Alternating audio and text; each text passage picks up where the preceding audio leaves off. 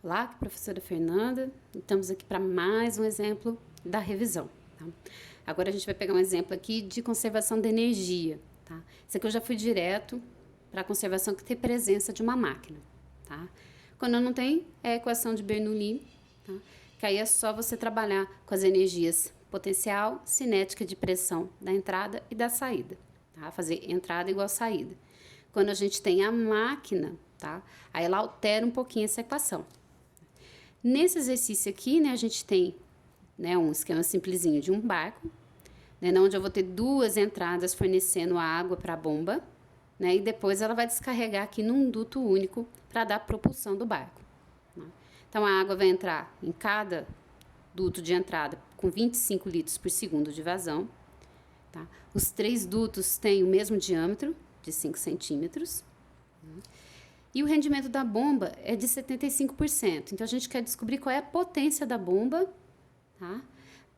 Para eu fazer isso daqui funcionar, né? Nessas condições. Né? Então, a gente precisa aqui trabalhar com a conservação da energia. E a gente vai ver que também vai precisar, tá, do balanço de massa. Bem, então, vamos lá. Tá? Vamos começar aqui. Então, a gente vai fazer aqui balanço de energia.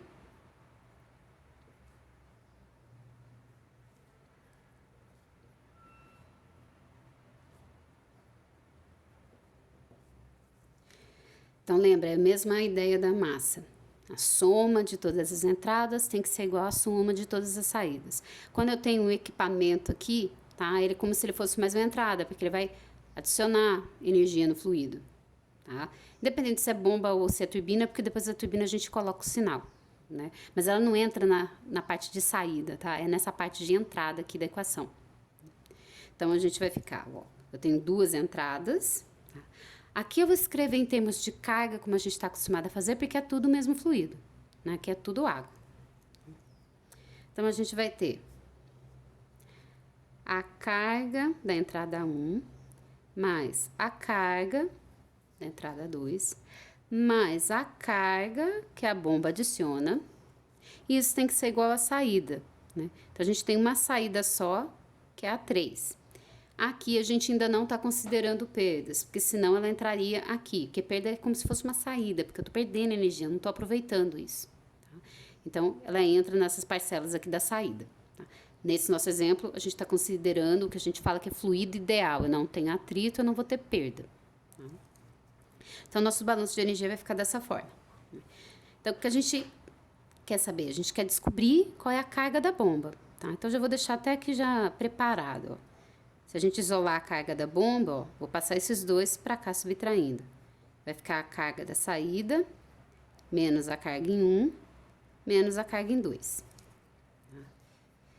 Então, o que eu vou fazer para ficar mais simples? Eu vou determinar cada carga aqui em separado, para depois voltar nessa equação. Tá? Vamos chamar ela aqui de 1. Então, a gente vai ter o seguinte, ó. Deixa eu ver onde eu vou fazer aqui mesmo. A carga em 1, né, o que ela vai ser? Lembra que a gente sempre tem componente potencial, cinética e de pressão. Então, essa aqui seria a nossa altura em 1, mais a velocidade em 1 ao quadrado sobre 2G, mais a pressão em 1 sobre ρg. Bem, o que acontece aqui nessa entrada? Tá? A gente vai considerar aqui, ó, porque como o barco está na horizontal, todos estão na mesma altura. Então, a gente vai considerar ali como nosso referencial. Então, a nossa altura aqui vai ser 0. Tá? Como eu estou captando a água aqui, tá? E é um barco pequeno. Então, esse ponto ele fica próximo da superfície. A nossa pressão ali vai ser a pressão atmosférica. Tá? Então, essa parcela aqui na escala relativa também vai a 0. Então, a única componente nossa de carga vai ser da energia cinética. Poxa, mas eu não tenho a velocidade, mas eu tenho a vazão de entrada e com o diâmetro do tubo eu tenho a área. Então, eu consigo calcular a velocidade. Então, a gente vai ficar aqui, ó, vou fazer aqui. Então, a gente tem que a vazão em 1, ela é a velocidade em 1 vezes a área do duto em 1. Vou isolar a velocidade aqui. né? E já vou abrir essa equação. Aliás, antes, deixa eu fazer aqui para não ficar confuso. Velocidade em 1 vezes. Como é seção circular, é a área do círculo. Então, isso aqui é π vezes o diâmetro 1 ao quadrado, dividido por 4. Então, agora sim, eu vou isolar a velocidade aqui. Eu vou passar o 4 multiplicando e o πd ao quadrado dividindo. Então, a gente vai ficar que a velocidade em 1 é a vazão em 1 dividido, aliás, 4 vezes, lembra do 4, e dividido por π vezes o diâmetro 1 ao quadrado. Então, a gente vai ter aqui, ó, 4 vezes. Vazão está em litros por segundo, tem que dividir por 1000 para passar para metros cúbicos por segundo. Então, só isso aqui vai ficar 0,025. Dividido por π vezes o diâmetro quadrado. O diâmetro está em centímetros, tem que passar para metros. Então, isso é 0,05. 0,05 ao quadrado. Então, a nossa velocidade aqui em 1, ela vai dar 12,73 metros por segundo. Então, eu vou substituir esse valor aqui, ó. Tá? Este valor aqui. Vou substituir ele aqui. Então, a gente vai ficar aqui, ó. Que a carga em 1 vai ser os 12,73 ao quadrado dividido por... Não dei o G, a gente adota como 10. Então, aqui vai ficar dividido por 20, 2 vezes 10. Então, a nossa carga na entrada aqui vai ser 8,11 metros. Bem, na hora da gente calcular a carga em 2, o que acontece aqui, tá? No ponto 2, a gente tem as mesmas condições do ponto 1. Ele está na mesma altura, que é 0. Também vai ter a pressão atmosférica. E como o diâmetro do duto é igual e a vazão também, a carga em 2 vai ser idêntica à carga em 1. Então, a carga em 2 aqui, ó, é idêntica à carga em 1, que também vai ser 8,11 metros. Porque, ó, que é Q1 igual a Q2 e o diâmetro em 1 igual ao diâmetro em 2, por isso. Então, agora só falta a gente calcular a carga em 3. Então, em 3, né, o que vai acontecer? A gente tem uma situação também parecida, ó, porque essa saída aqui a gente vai considerar a pressão atmosférica. Tá todo mundo na horizontal, a altura também é 0, então eu também vou ficar só com a parcela da velocidade. Então, vou escrever aqui só pra gente lembrar, ó. Esse aqui é o Z3, a velocidade em 3 ao quadrado, dividido por 2G, mais a parcela da pressão em 3, dividido por ρg. Então, mesma situação do ponto 1. A altura aqui é 0, a pressão aqui é 0. Então, a gente fica só com a componente da velocidade. Mas eu não tenho a vazão, aliás, eu tenho só a área porque eu só conheço o diâmetro. Então, o que eu vou ter que fazer para descobrir a vazão? Balanço de massa. Então, a gente vem aqui e faz, ó, balanço de massa. Diferente do exemplo anterior, tá? Aqui é tudo água, não tem fluidos diferentes, então a massa específica é a mesma. Então, eu já posso escrever a equação do balanço de massa direto em termos de vazão volumétrica, tá? Porque o ρ vai cancelar. Então, a gente vai ter soma das entradas igual a saída. Então, a gente tem que a vazão Q1 mais a vazão Q2 vai ser igual à vazão de saída em 3. As duas entradas são 25, né? Então, vai ficar aqui 25, aliás, eu já põe em metros cúbicos. 0,025 mais 0,025. Isso daqui vai dar vazão em 3. Tá? Então, a vazão de saída aqui é 0,050 metros cúbicos por segundo. Tenho a vazão, agora a gente vai calcular a velocidade de saída. A gente pode... Bem, tinha outra maneira de fazer também, mas tudo bem.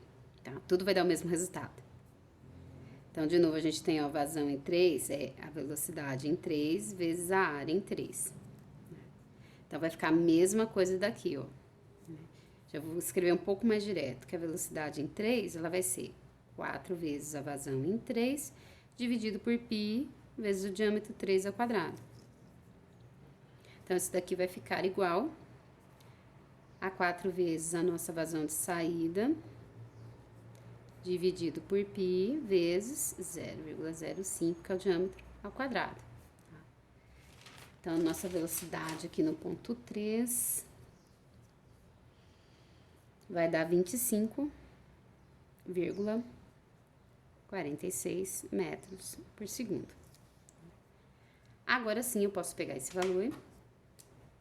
Este aqui, e substituir aqui. Para achar a carga em 3. Então, aqui em 3, a gente vai ter, ó, que a carga em 3 vai ser os 25,46 ao quadrado, dividido por 2G, que é 2 vezes 10, que dá 20. Então, a nossa carga na saída vai dar 32,42 metros. Agora, a gente tem todas as informações aqui, ó, tá? Para poder calcular a carga da bomba. Então a gente voltando na equação 1.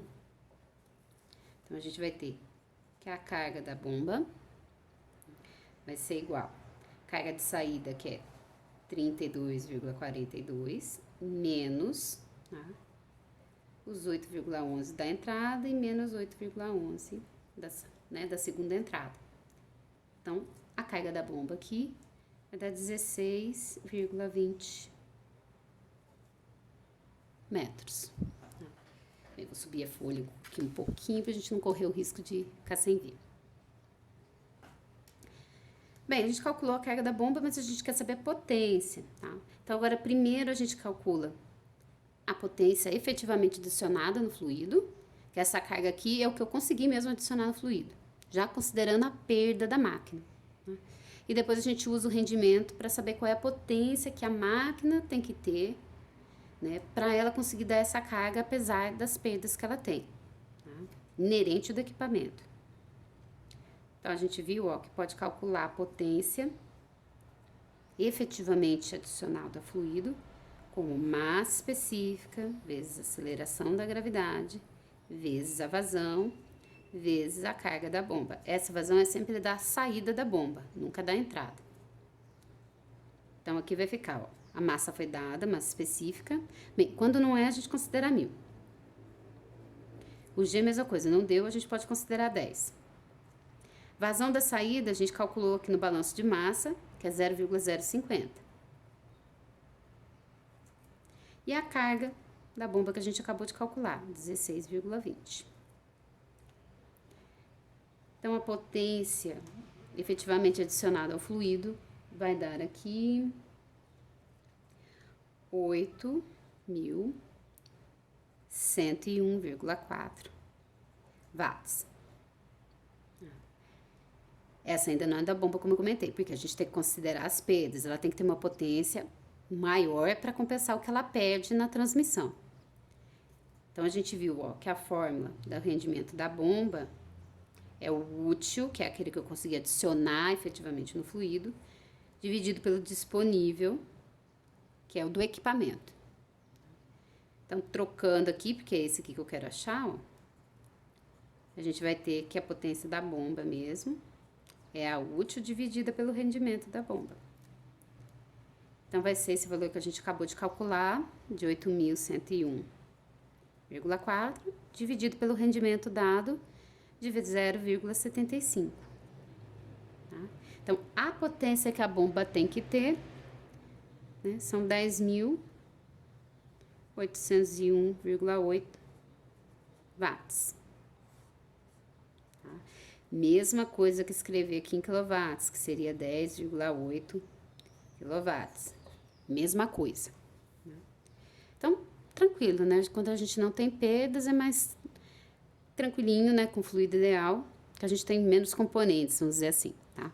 Então, balanço de energia, lembra sempre, soma das entradas igual a soma das saídas. O equipamento, ele sempre tá aqui na entrada, porque ele tá adicionando, né, um trabalho, uma energia no sistema, tá? E aí, do lado da saída, dados da saída, e se eu tiver perdas, ela entra aqui também na saída, tá? Bem, então, qualquer dúvida, só manda mensagem, tá? E aí até o nosso último exemplo.